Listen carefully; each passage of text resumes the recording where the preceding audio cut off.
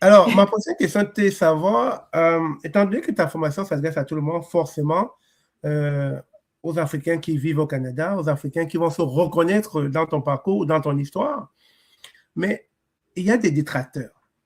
Absolument. On le sait, hein, ça existe, on ne peut pas finir cette entrevue sans en parler, mais il y a certains détracteurs qui pensent que vous vous enrichissez sur le dos des personnes ignorantes, des personnes justement qui, comme le dirait un fidèle d'église, qui va à l'église sans comprendre pourquoi il va à l'église. Donc, il paraît que vos formations, c'est dans le but de vous enrichir, vous n'avez vraiment pas de plan d'affaires concret. Qu'est-ce que Oui. tu dis à cela?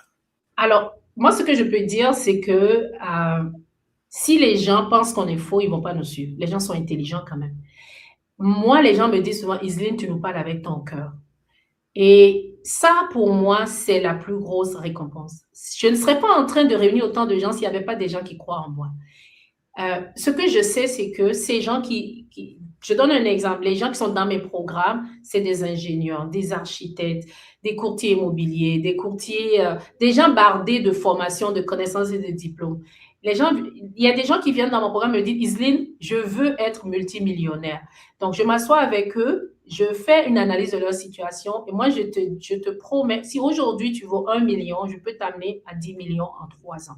Si aujourd'hui tu vaux 100 000, je peux t'amener au million en 5 ans. Donc, je fais un plan selon la réalité de la personne et on travaille ensemble. Et je dis toujours à la personne, moi, je choisis les personnes que j'accompagne parce que il faut que la personne soit prête à changer. Moi-même, j'ai dû chercher des mentors pour arriver là où je suis aujourd'hui. Donc, la volonté de changer doit venir des gens. Moi, je ne crois pas, sincèrement, que les gens doivent suivre les gens qui donnent des formations aveuglément. Choisissez des personnes qui vous inspirent. Choisissez des personnes qui ont des vraies histoires de réussite à vous montrer. Choisissez des personnes que vous pouvez écouter d'autres personnes parler de ces personnes. Donc, oui, tu l'as dit, il y a toujours des détracteurs. Mais moi, sincèrement, ce que je fais, je ne le fais pas pour l'argent. Sincèrement. Ce que je fais, il y a des façons plus faciles pour moi pour faire de l'argent que des formations. C'est d'investir en immobilier, construire plus d'immeubles, développer du terrain ou aller développer du terrain aux Mais États-Unis. pourtant, les prix des formations sont exorbitants. Si tu ne cherches Et pas puis, de les l'argent, c'est formations ça les sont détracteurs élevées. disent, que Et ça ça, coûte trop cher. non, ça, on l'entend parce qu'on veut des gens sérieux dans nos formations. Ça, c'est clair.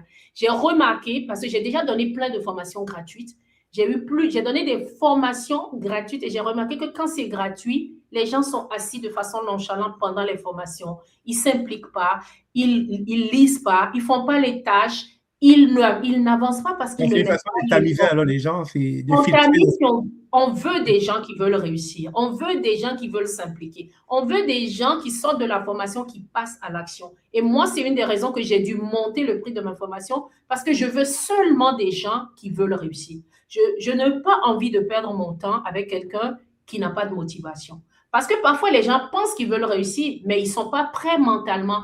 Ils n'ont pas travaillé leur pensée, ils n'ont pas travaillé leur mindset pour être préparés à la réussite.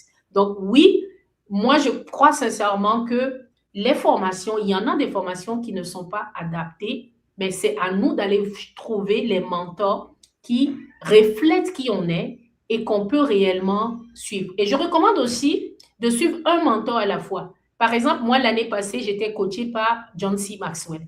Cette année, je suis coachée par Grant Cardone. Allez-y un à la fois et trouvez ce qui correspond à vos ambitions, vos aspirations et vos besoins à vous.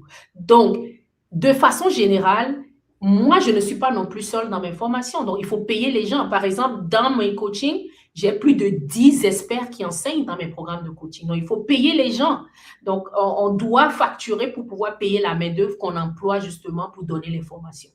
Et deuxième chose, quand on a des grands événements comme mon événement au Palais des Congrès de Montréal, ça coûte cher à organiser. Ma conférence du 20 juin prochain coûte 540 000 à organiser. Donc, c'est un demi-million que ça coûte d'organiser une telle conférence. Donc, on doit vendre les billets, on ne peut pas les donner gratuitement. On va tout simplement dire que c'est une mentalité francophone parce qu'il n'y a que les francophones qui trouvent que tout est cher, en fait.